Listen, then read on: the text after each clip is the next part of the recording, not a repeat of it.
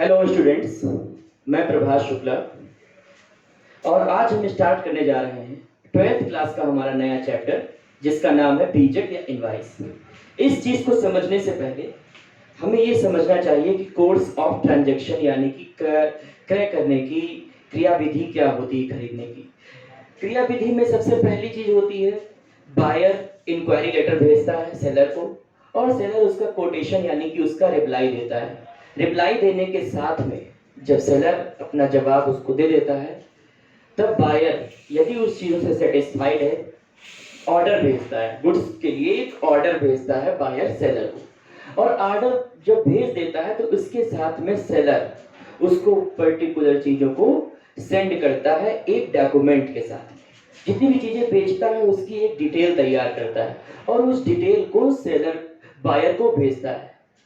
इस डिटेल के वर्क क्या होते हैं? सेलर ये सुनिश्चित करता है कि उसे कितना पैसा बायर से लेना है और बायर ये सुनिश्चित करता है कि उसे सेलर को कितना पैसा देना है।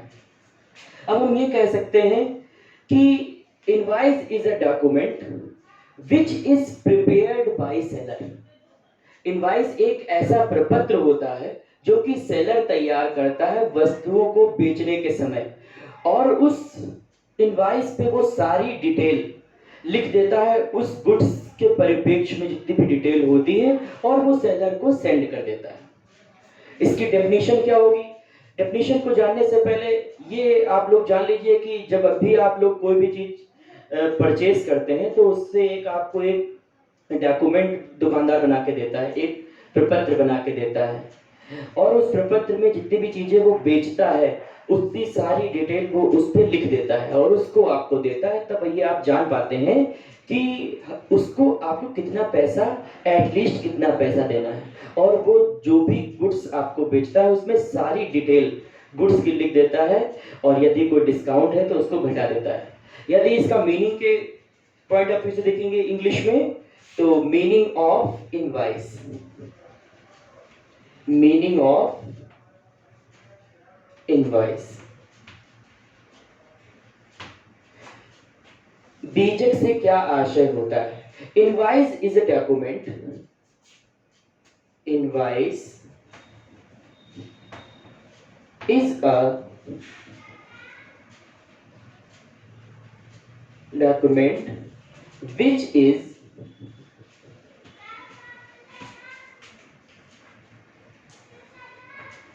prepared by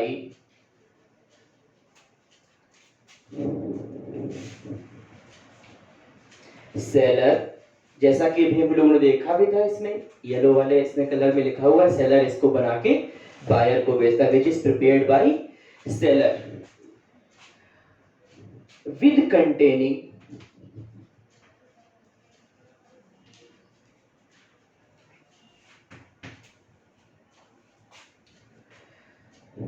important detail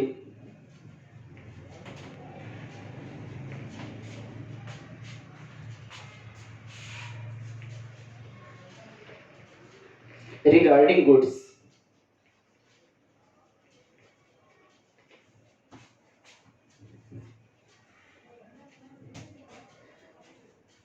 For example, price of goods,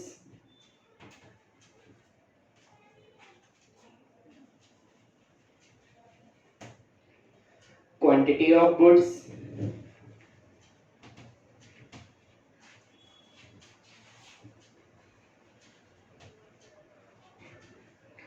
discount on goods,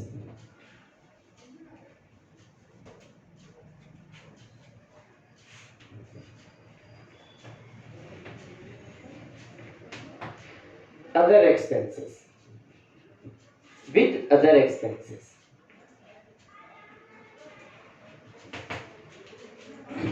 तो इस डेफिनेशन से हमने जाना कि इनवॉइस एक ऐसा प्रपत्र होता है जो कि सेलर प्रिपेयर करता है, बायर को बना के भेजता है और जो भी चीजें बेचता है उस चीज से रिलेटेड जो भी इंपॉर्टेंट डिटेल होती है उसको उसमें मेंशन करता है और इसके साथ में वो डिटेल क्या हो सकती है? उस गुड्स का प्राइस और क्वांटिटी, गुड्स पे कोई भी यदि डिस्काउंट है, डिस्काउंट के साथ में हम लोग इफ लिखते हैं, यदि कोई डिस्काउंट है तब लिखा जाएगा इनवॉइस पे, अदरवाइज नहीं लिखा जाएगा। और कोई अदर एक्सपेंसेस, यानी कि वो जब सेलर तक की पहुंचाने के लिए कोई दूसरे और एक्सपेंसेस करता है, भेजता है, एक्स्ट्रा एक्सपेंसेस को भी मेड करता है, तब भी वो इनवाइस पे लिख लेता है। अब बात करते हैं, हमारा इसके आगे का जस्ट टॉपिक है कंटेंट्स ऑफ इनवाइस। इनवाइस के कंटेंट्स क्या होते हैं, इनवाइस में कौन कौन सी बातें लिखी होती है। Contents of invoice,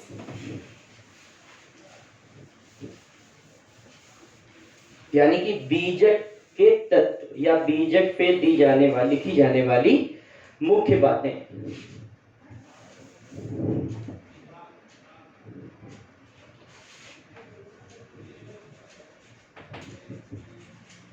contents of invoice. सबसे पहली चीज जो इनवाइस पे लिखी होती है, सामान्य तौर पे इतनी बातें इनवाइस पे लिखी जरूर होती है। सबसे पहली जो चीज लिखी होती है वो होती है name of seller. Name of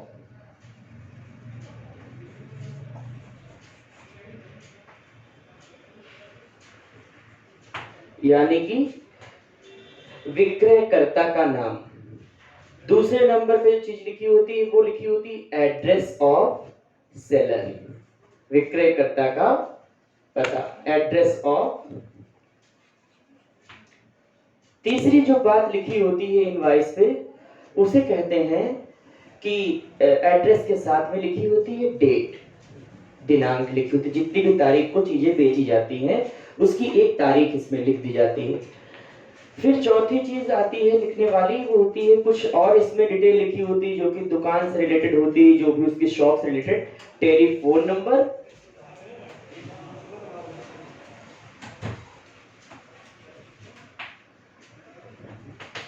या फिर टेलीफोन नंबर के साथ में Telegram number.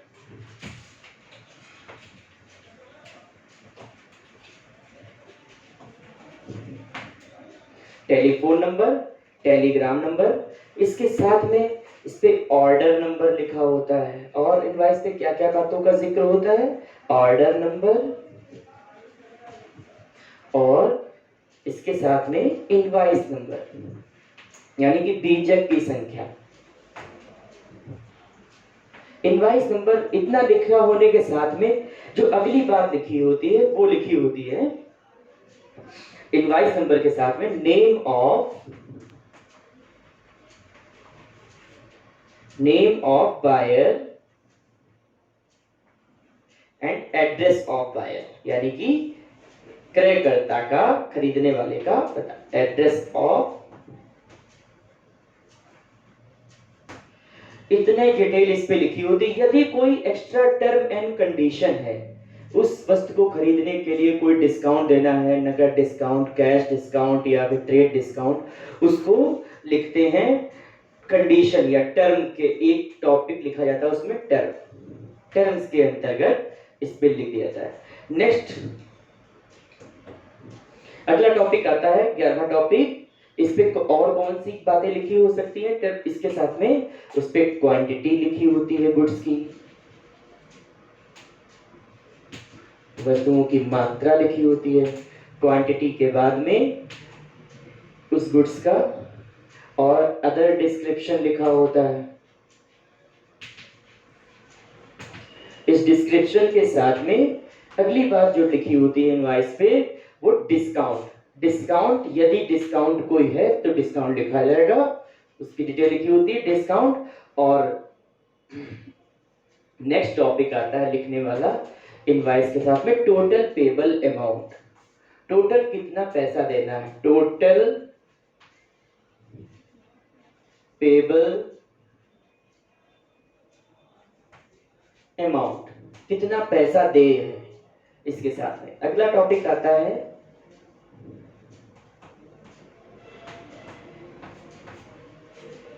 Total payable amount के बाद में नेक्स्ट टॉपिक आता है एरर्स एंड ओमिशन, E&OE, इसको कहते हैं भूल चूक लेनी देनी, यानी कि कोई भी चीज यदि भूल जाती है तब उसमें लिखी जाती है। अब इसको सबसे लास्ट टॉपिक आता है स्टाम्प या signature.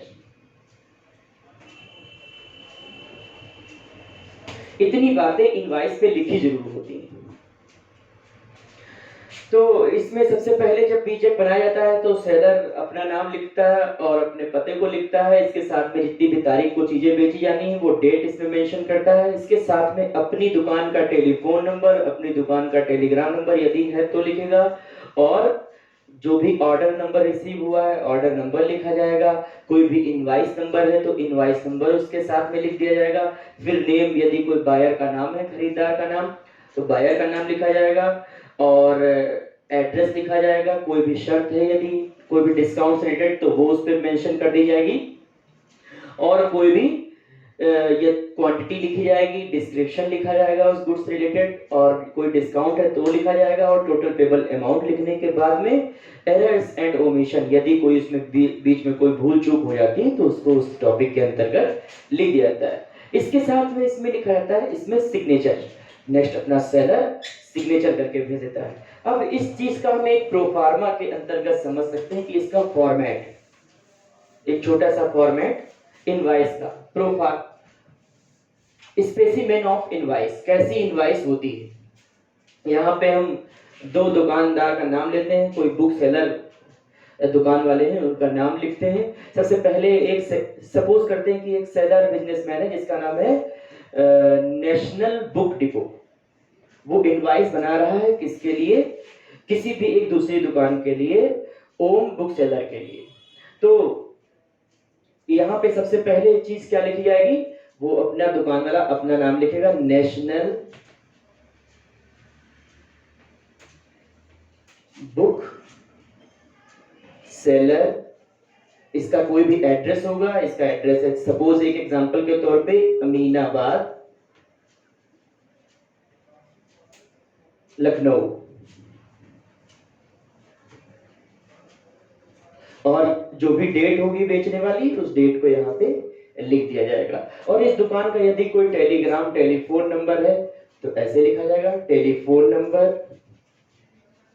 Telegram number, Telegram number यदि है तो लिखा जाएगा, अदरवाइज नहीं लिखा जाएगा, टेलीग्राम नंबर, और ऑर्डर नंबर, इनवॉइस नंबर ऐसे करके लिखे जा सकते हैं। ये जनरल कॉमन स्पेसिमेन है इनवॉइस का, ऑर्डर नंबर